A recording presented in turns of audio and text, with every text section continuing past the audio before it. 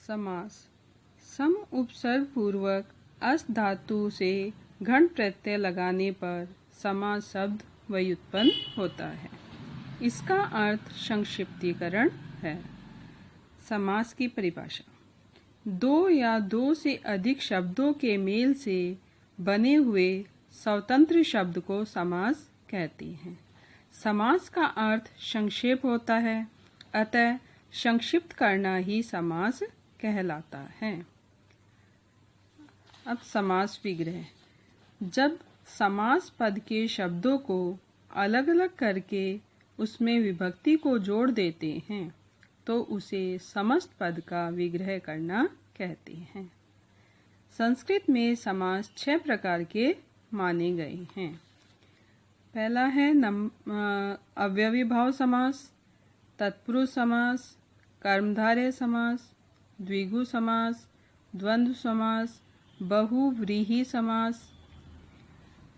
अब पहला अव्ययीभाव समास की परिभाषा: यदि समस्त पद का पूर्व पद अव्यव हो तथा उत्तर पद कोई संज्ञा हो तथा समस्त पद अव्यव के रूप में प्रयुक्त हो तो वह अव्ययीभाव समास कहलाता है। अव्ययीभाव समास में प्रथम पद प्रधान होता है तथा अव्यव होता है। इसकी दूसरी शर्त है कि इसका समस्त पद नपुंसकलिंग एक वचन में ही प्रयुक्त होता है।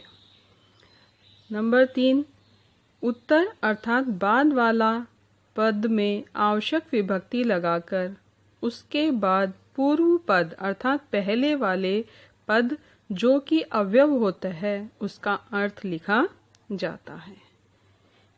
जैसे अनु शब्द है जो कि अव्यव है तो और यह पश्चात या योग्य अर्थ में प्रयुक्त होता है तथा इसमें षष्ठी विभक्ति का प्रयोग होता है।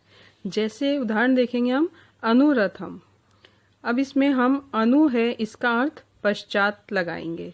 अब रथम और षष्ठी विभक्ति का प्रयोग करेंगे तो रथस्य पश्चात, यह इसका समास विग्रह हुआ। इसी प्रकार से अनुशंभु शब्द है तो इसमें हम शंभु शब्द है उसमें उसकी षष्ठी विभक्ति लगा करके अनु का अर्थ लिख देंगे तो शंभो पश्चात, यह इसका विग्रह हुआ। ऐसे ही है अनुरूपम तो रूपस्य योग्यम। यहाँ अनु शब्द है वो योग्य के अर्थ में आएगा ना कि पश्चात, क्योंकि रूपस्य पश्चात ऐसा कोई अर्थ नहीं निकलता कि रूप के पश्चात, इसलिए इसको हम यहाँ योग्य अर्थ में ही प्रयुक्त करेंगे तो रूपस्य योग्यम यह शब्द यह हमारा समास विग्रह बनेगा। ऐसे ही है अनुगुणम। अब गुण शब्द है उसमें हम एक गुण के योग्य नहीं कह करके हम कहेंगे गुणों के योग्य, तो इसलिए षष्ठी विभक्ति बहुवचन गुणानाम योग्यम, इस प्रकार इसका समास विग्रह होगा। अब दूसरा है उप अव्यव। उप यह समीप अर्थ में प्रयुक्त होता है तथा इसमें भी षष्ठी विभक्ति का प्रयोग होता है।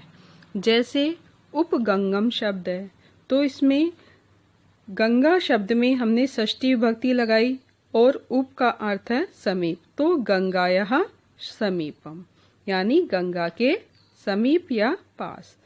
उपकृष्णम कृष्णस्य समीपम, कृष्ण के समीप। उपनदी तो नद्याः समीपम, नदी के समीप। और उपगृहम तो घर के समीप, तो गृहस्य समीपम। निर यह अभाव अर्थ में प्रयुक्त होता है तथा इसमें भी षष्ठी विभक्ति का प्रयोग होता है। जैसे निर्मक्षिकम, तो मक्षिकम इसमें मक्षी शब्द है तो इसमें हमने षष्ठी विभक्ति बहुवचन लगाएंगे और निर अभाव अर्थ में आएगा। क्योंकि षष्ठी विभक्ति बहुवचन इसलिए लगाएंगे क्यों मक्खियों का अभाव, ना कि एक मक्खी का अभाव, इसलिए मक्षिकाणाम अभाव है। ऐसे ही निर्धनम। अब धन का निर अर्थ आ गया अभाव में, तो धनस्य अभाव है, धन का अभाव। ऐसे ही है निर्विघ्नम। विघ्नानाम अभावे, विघ्नों यानी बाधाओं का अभाव। निर्उत्तरम, उत्तरस्य अभावे, उत्तर का अभाव।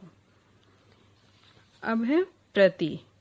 प्रति शब्द है, यह विप्सा यानी दोहराने अर्थ में प्रयुक्त होता है, अर्थात इसमें जो उत्तर पद होता है उसे 2 बार दोहराते या लिखते हैं तथा इसमें द्वितीय व सप्तमी विभक्ति का प्रयोग होता है, अर्थात इसमें हम द्वितीय विभक्ति का भी प्रयोग कर सकते हैं या फिर सप्तमी विभक्ति का भी प्रयोग कर सकते हैं। जैसे प्रतिदिनम शब्द है, तो इसमें हम जो बाद वाला पद है दिनम, इसको हम 2 बार दोहरा देंगे, दिनम दिनम। यह तो द्वितीय विभक्ति में हुआ। अगर इसे हम सप्तमी विभक्ति में लिखना चाहें तो दिने दिने ऐसा भी लिख सकते हैं। ऐसे ही है प्रतिक्षणम, तो क्षणम क्षणम या फिर क्षणे क्षणे। नेक्स्ट है यथा अव्यव। यह अनतिक्रम्य अर्थात के अनुसार इस अर्थ में प्रयुक्त होता है और इसमें द्वितीय विभक्ति का प्रयोग होता है। जैसे यथाशक्ति, तो इसमें शक्तिम, जो शक्ति शब्द है उसमें हमने द्वितीय विभक्ति का प्रयोग किया शक्तिम, और यथा शब्द है इसका अर्थ लिख दिया अनतिक्रम्य, तो शक्तिम अनतिक्रम्य, ऐसा हमारा समास विग्रह हुआ।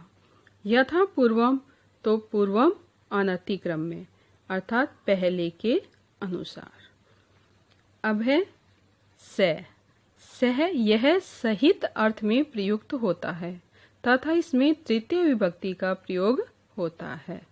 जैसे चक्रम, तो चक्र शब्द की तृतीय विभक्ति चक्रेण और स शब्द है वो सहित अर्थ में प्रयुक्त हुआ है, इसलिए सहितम, तो चक्रेण सहितम।